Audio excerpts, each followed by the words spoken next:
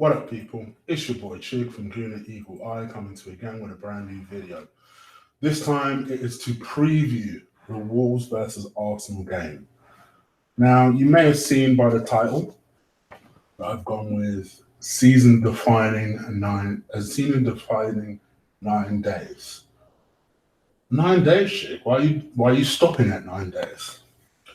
Well, I think the next three games will be telling as to whether or not we've had a good season. This Wolves game tomorrow is an absolute must-win. And I didn't necessarily think it was a must-win before the Palace game. I felt like if we beat Palace, get a draw against Wolves, beat Leicester, it may be enough to get into top four. In fact, I think it would have been enough to get into top four. Little did we know, although in a way we did, that all the teams around us also messed up as well. And it was an opportunity for us to be able to put some daylight between us and United at a crucial part of the season and really cement our hold. I wouldn't say confirming our hold to a top four place, but at least really laying down a marker.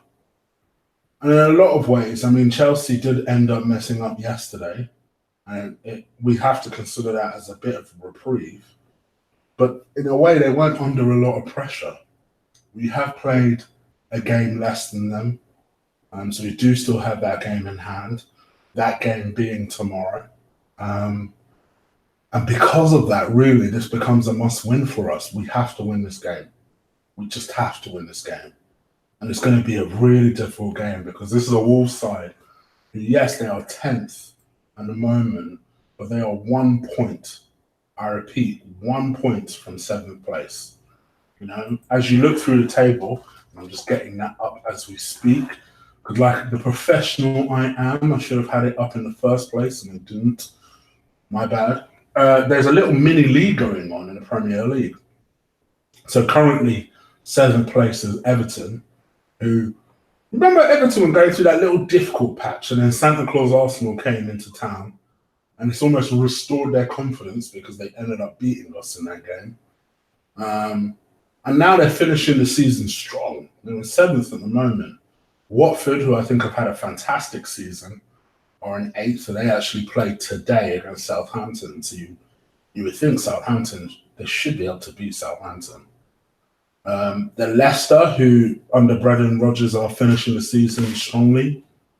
Bear in mind we're playing them on Sunday. And then you got Wolves.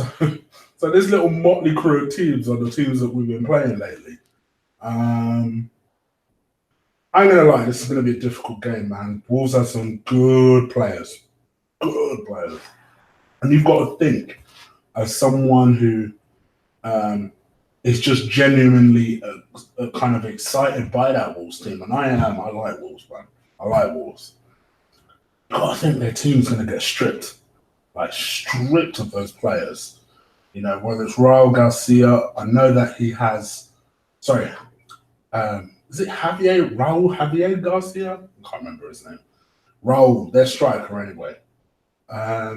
He's agreed to continue his stay at Wolves because he's on loan at the moment. People forget that. But he's actually on loan at the moment with Wolves. And I think he was enjoying his time there and wants to stay there.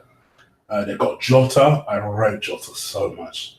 You know, people bang on about their other players. Jota is so good. Such a good little player.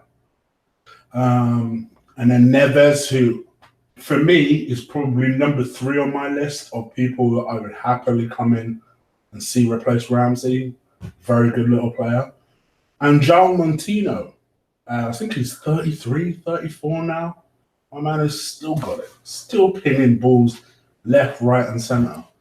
And they've got a nice little unit from Doherty, their right back, to Bowley, their centre back. They've got some nice little players, yo. They are a hard-working team. And they were very unlucky at the weekend. They drew to Brighton, but by all intents and purposes, it was almost a miracle result for Brighton. First of all, it was at home, and they peppered absolutely peppered their goalkeeper. They had 23 shots, but I suppose here's where the stat becomes a concern for Wolves. Only 5 of them. Sorry, they had 23 shots. Apologies. Only 5 of them on target. They have 69% possession, and they do like a pass. They do like a pass, and that is perhaps the one bit of hope that I'm clinging to. If you like a pass against Arsenal, you could be in trouble. Now, I know I'm talking about a Wolves team that took a point earlier in the season against Arsenal. But like I said earlier, if you like a pass against Arsenal, good luck.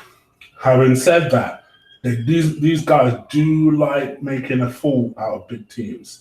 They beat United in the FA Cup quarterfinals. And the funny thing about that result is a lot of people call that. A lot of people call that. They drew 1-1 to Chelsea, away to Chelsea. These guys have that habit of upsetting the apple cart. They beat Everton away from home, which, considering their league position, is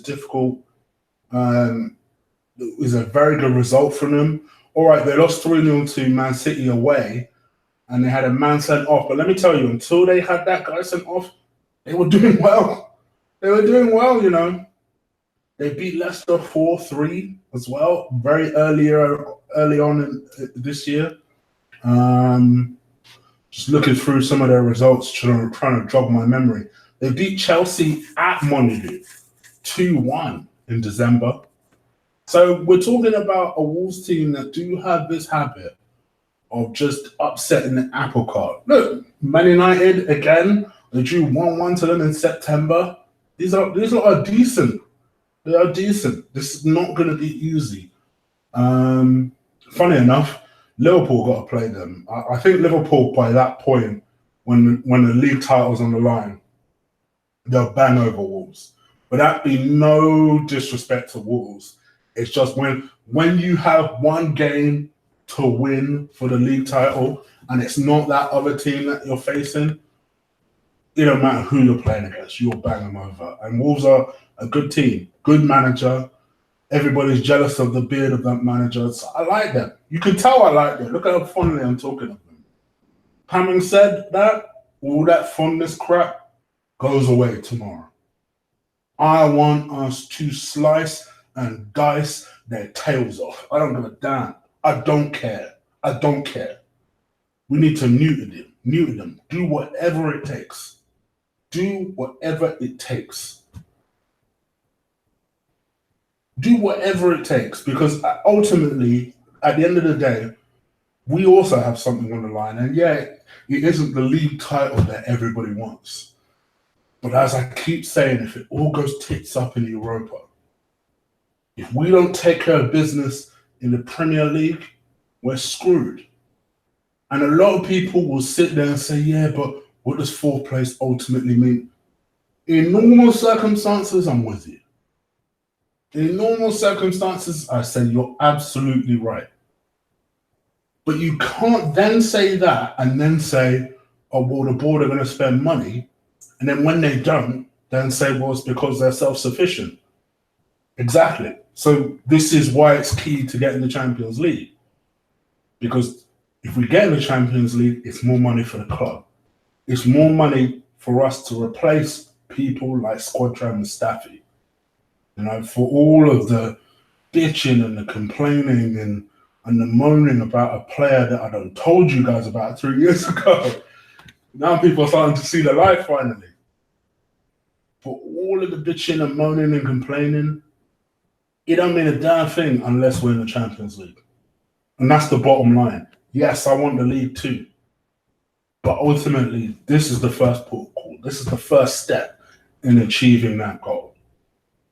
We have to win tomorrow. And I honestly believe if we can win tomorrow and win at Leicester, we'll get top four. I don't give a damn. We'll get top four. Because Burnley ain't stopping us and Brighton ain't stopping us. We'll get that top four. But we need to take care of business this week. We need to. And that starts tomorrow. So with that being said, for me, this would be my 1 to 11 to play Wolves. In goal, I'm going to go with Bernd Leno.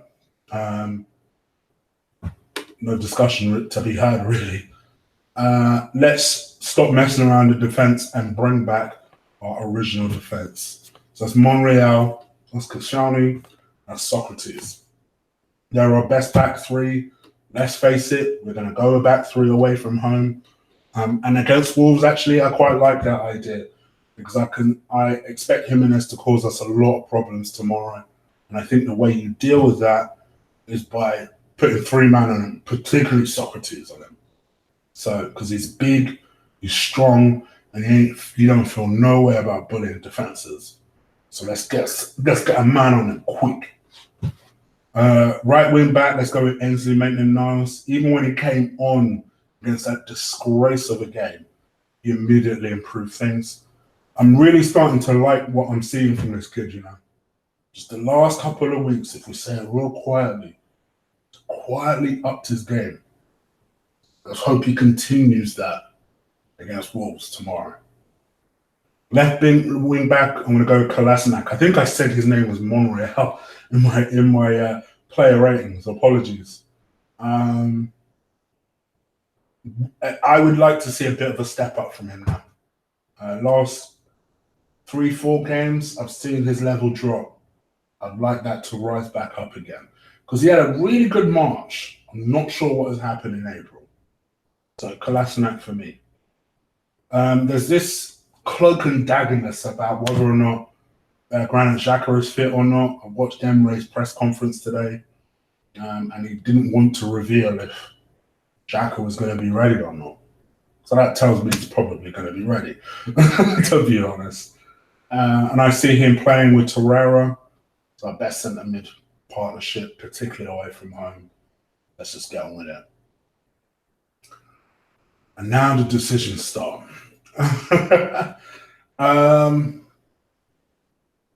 This one's difficult because I must admit, I don't like playing Mesut Ozil away from home. I'll freely admit it to you. But I also don't like playing Aubameyang alone up top.